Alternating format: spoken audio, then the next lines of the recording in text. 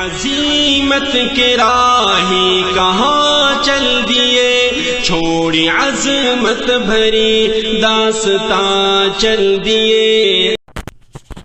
بسم اللہ الرحمن الرحیم، الحمد للہ رب العالمین، والصلاة والسلام على سید المرسلین وخاتم النبیین محمد وآلہ واصحابہ اجمعین، اما بعد فاعوذ باللہ من الشیطان الرجیم۔ يا أيها الذين آمنوا كتب عليكم الصيام كما كتب على الذين من قبلكم لعلكم تتقون، صدق اللہ مولانا العظیم۔ معزز سامعین، اسلام کے 5 اہم ارکان میں سے یہ ایک رکن روزہ ہے۔ 2 ہجری میں اس کی فرضیت ہوئی اور شروع میں سہولت کے لیے لوگوں کو یہ حکم دیا گیا چاہے روزہ رکھے یا ہر روزے کے بدلے میں فدیہ ادا کریں۔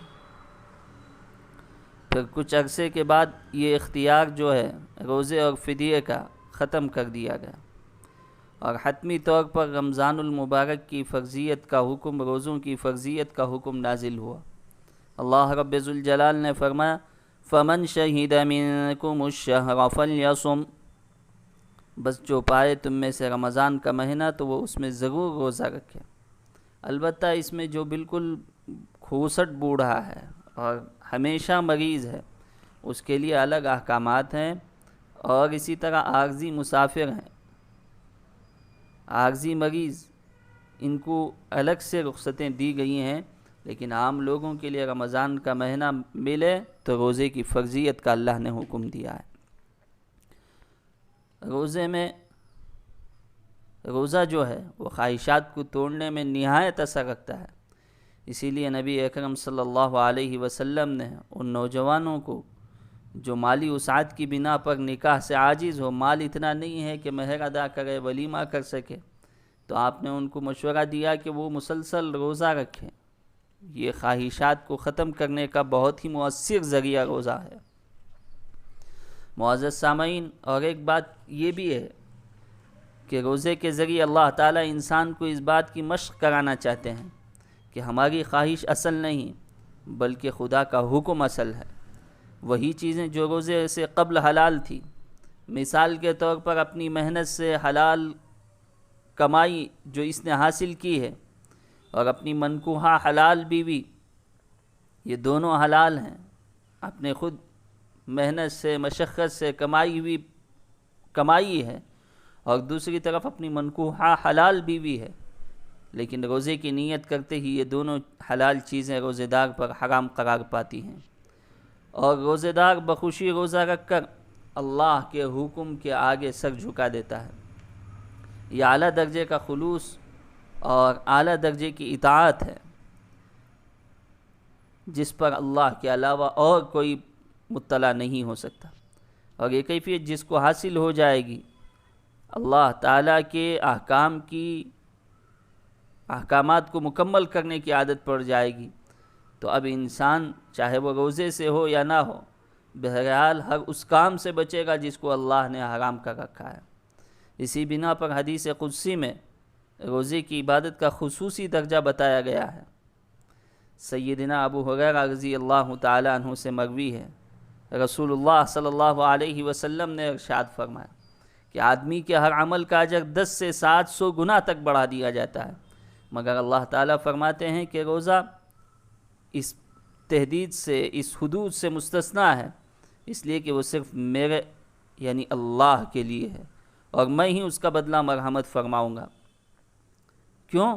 کہ روزہ دار اپنی خواہش اور کھانے پینے کو صرف میرے لیے چھوڑتا ہے۔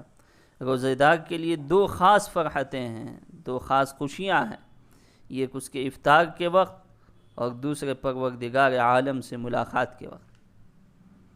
اور روزہ دار کے منہ سے آنے والی بو اللہ کے نزدیک مشک کی خوشبو سے زیادہ پسندیدہ ہے، اور روزہ گناہوں سے ڈھال ہے، اور جب تم میں سے کوئی روزے دار ہو تو بری بات زبان سے نہ نکالے اور نہ گالم گلوچ کرے اور جب کوئی اسے برا بھلا کہے یا اس سے جھگڑا کرے تو اسے جواب دے دے کہ میں روزے دار شخص ہوں۔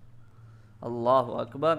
اس حدیث میں جو روزے دار کی کیفیت بیان کی گئی ہے، یہ صرف روزے کے ساتھ خاص نہیں رہنی چاہیے، بلکہ سارے سال دن اور رات ہر وقت یہی فکر سوار ہو کہ ہم سے کوئی ایسا عمل صادر نہ ہو جو ہمارے پروردگار محسن حقیقی کی مرضی کے خلاف ہو۔ اسی کیفیت کا نام تقویٰ ہے، جس کے حصول کے لیے، جس کو حاصل کرنے کے لیے روزے کی عبادت رکھی گئی ہے۔ بزرگان محترم، روزہ اس کیفیت کا نام ہے، تقوی کے پیدا کرنے کا نام ہے۔ اور ایک حدیث میں ہے، حضرت ابو امامہ باہلی فرماتے ہیں، اے اللہ کے نبی، مجھے کوئی ایسا عمل بتا دیجئے جو مجھے جنت تک پہنچا دیں۔ تو آپ نے فرمایا تم روزے رکھا کرو، اس لیے کہ وہ بے مثال عمل ہے، آدمی سیدھے جنت تک پہنچ جاتا ہے۔ اللہ کے نبی نے اور ایک حدیث میں فرمایا، روزہ داروں کے داخلے کے لیے جنت میں ایک خاص دروازہ ہے جس کا نام ریان ہے۔ جو روزہ رکھے گا اللہ اس کا داخلہ اور اس کی انٹری اس دروازے سے فرمائیں گے۔ اور روزہ داروں کی دعائیں قبول ہوتی ہیں، رد نہیں ہوتی ہیں۔ اللہ تعالیٰ سے دعا ہے کہ اللہ تبارک و تعالیٰ روزے کی کیفیت کی طرح ہم کو پوری زندگی حرام سے، محرمات سے بچائے، حلال چیزوں پر عمل کی توفیق نصیب فرمائے، اللہ کی مرضیات پر چلائے، نامرضیات سے محفوظ رکھے۔ آمین۔ وآخر دعوانا ان الحمد للہ رب العالمین۔